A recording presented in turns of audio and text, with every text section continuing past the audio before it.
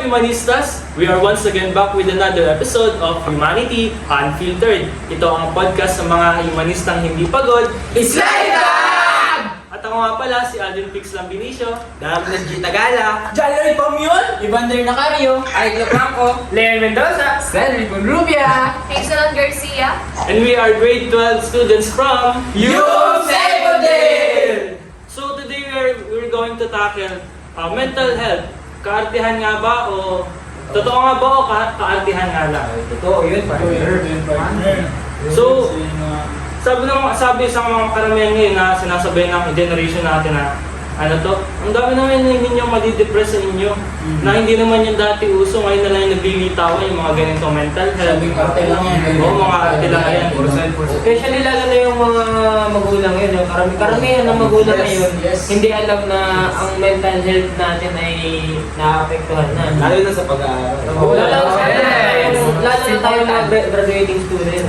Stress na. Lalo na tayo mga, di ba galing sa pandemic na na-develop yung mga bad habits, nakaramihan talaga nakadevelop ng mga nakaka-depress ng mga gawain. So, ikaw Pam yun, anong sa palagay yung natin? Sa topic natin? Para sa akin, partner, tunay ito. At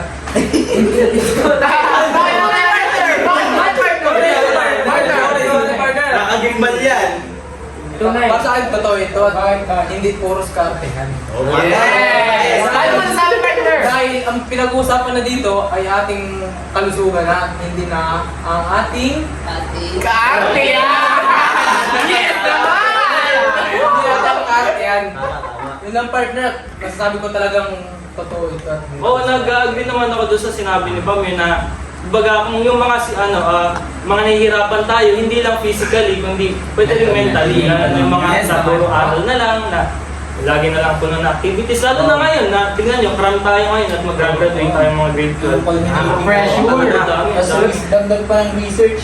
Yes! May buya. Sa totoo lang, partner, sa sobrang rami ng gawain, masyado kang nakapokus sa mga gawain na yun eh. Minsan, hindi mo namamalayan na apekto na pala yung yung mental health mo. Yes. Kasi masyado ka nang focus sa mga ginagawa mo, nawalan ka ng time sa sarili mo, masyado ka na nakapokus sa ginagawa mo. Kaya hindi natin masasabi na kaartehan na ang mental health kasi halos lahat naman ng tao nararamdaman may sa mental health eh. Kumbaga, may mental health na in other words ay parang nasisira. Nasisira yung mental health dahil sa mga Kayo ba, naranasan niyo na bang man? Oo naman. Yes naman. lahat naman ng tao Ay, naman siguro. Pero alam mo, ang may tawag dyan lalo na sa mga estudyante, ang tawag dyan sa ganung klaseng mental health natin is burnout. Ito yun yung parang nasosobran tayo sa mga Gawain. oo, yung utak natin, tapos parang napapagod maigi. Tapos baga ang pakaramdam ito ay parang wala nang halaga yung lahat. Na parang gusto nga babae, ngayon dito na papasok yung coping mechanism natin. Yung iba nagpupuyat, nag-ML na lang, bibisa, nag-iinom, nag-ios. Kumbaga partner yun yung Anong coping mechanism para kumbaga ano ang ginagawa mo ano na para sa akin, ano na sa akin. Hindi ba pala ng sarili? Exercise! Oh!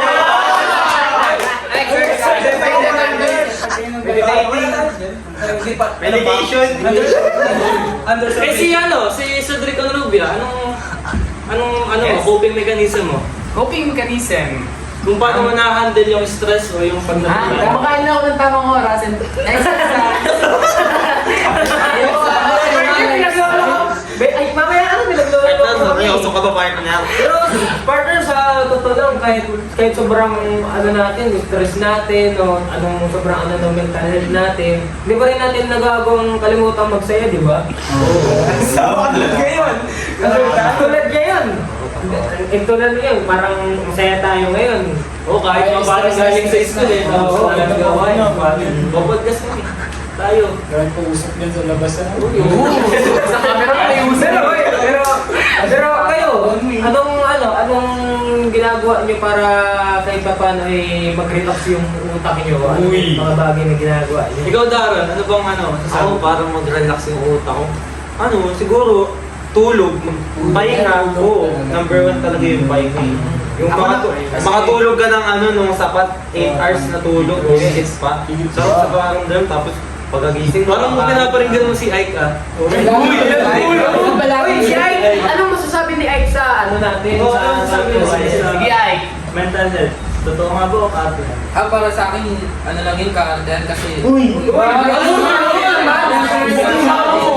Sige, pakinggan namin. Kasi di ba ako nakakaramdam ng yung stress kasi hindi ko talaga iniisip ang Gusto mo stressin kita mamaya? Hindi ko talaga siya iniisip. Yung sakto lang yung ko sa pag-aaral, yun o ganyan. Sana ako sa kanya. Sa bagay! Sa bagay! Sa bagay kasi yan! Malamit ka! siya sa pagbantay sa tindahan.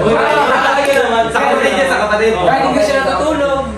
Uy, natutulog ako. Natutulog ng baga. So ito parang educational information para sa inyo, no? Hindi lang parang sa mental yun na na nako-connect or yung parang mga nangyayari na experience nyo, hindi lang yung parang nadedirekta sa dahil lang sa mga na-experience nyo yung mental health nyo. Pwede rin yun doon sa parang physical na pangangatawan nyo. Yung may mga chemicals baga tayo hormones sa utak natin katulad ng oxytocin, dopamine, melatonin, ganun.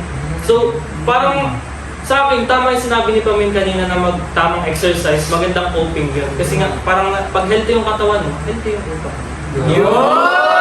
That's the best! Ikaw naman, Hazel, anong masasabi mo?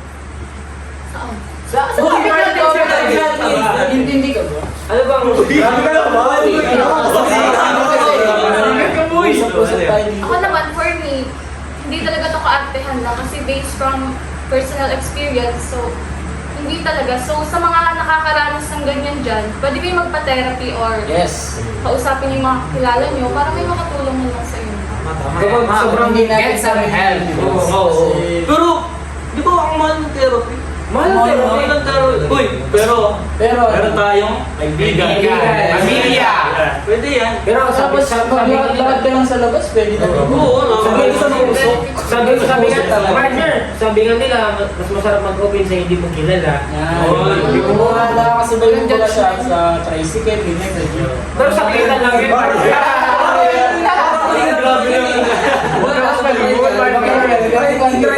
Driver ako ng pag-aaral.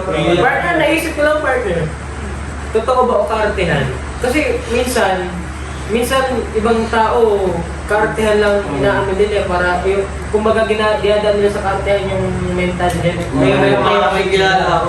Ako din eh. Meron na Pag nasabi tayo sa magulang natin na kunyari, pagod tayo, ganyan. Tapos, sinasabi nila, patamadan lang yan, ganyan.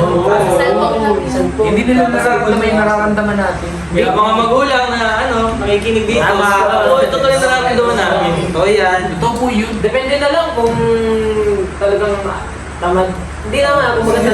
Oo. Kasi minsan talaga inabot man talaga. Kahit naman sila, inabot ng katamaran. Pero siguro sa atin wala naman tamad. Pag-graduate na tayo. Ako ang pinaka masipag sa room. Pinakamasipag magpilit ng basura. Pero Cedric, parang gusto mo ituloy yung sinasabi mo kanina. Yung mga opinion mo tungkol sa topic natin. Mental health? Oo. Pero kaartehan lang ba o hindi? Hindi ito kaartihan. Ay. Alam nyo guys, hindi bakit? Bakit? Bakit niya? Kasi nga, ito ay seryosong mental sa ating katawan. Yan talaga, kanina part na lang Pwede na yung part niya. Pero partner ako, hindi ko pa nasasagot yung part mo. Pero para sa akin lang, Na-stress ba?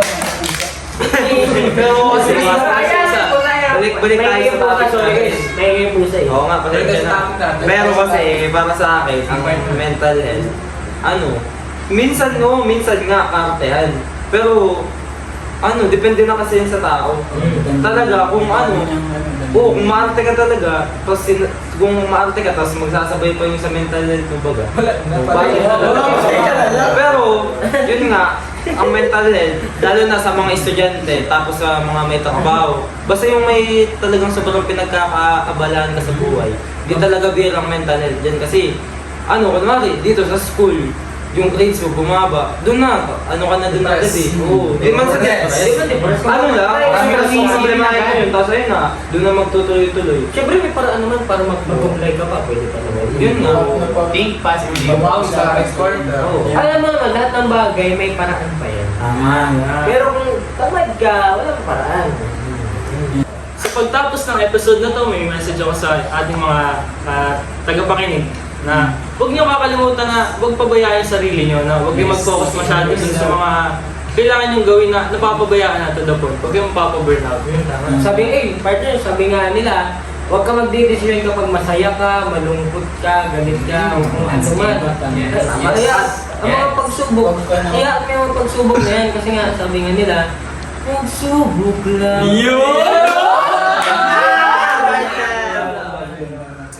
At huwag kayo magpapapekto sa mga bagay-bagay. Ay, tama. Enjoy lang. Oo, tama. Enjoy lang. Ako naman masasabi ko lalo sa mga estudyante nakakaranas ng student burnout.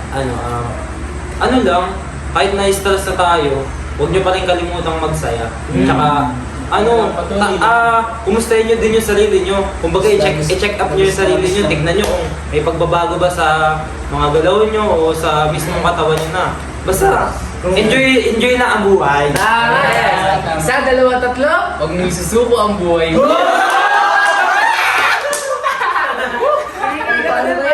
Nakaka-better! Ganda naman yun, yun naman. Ikaw naman, Hazel!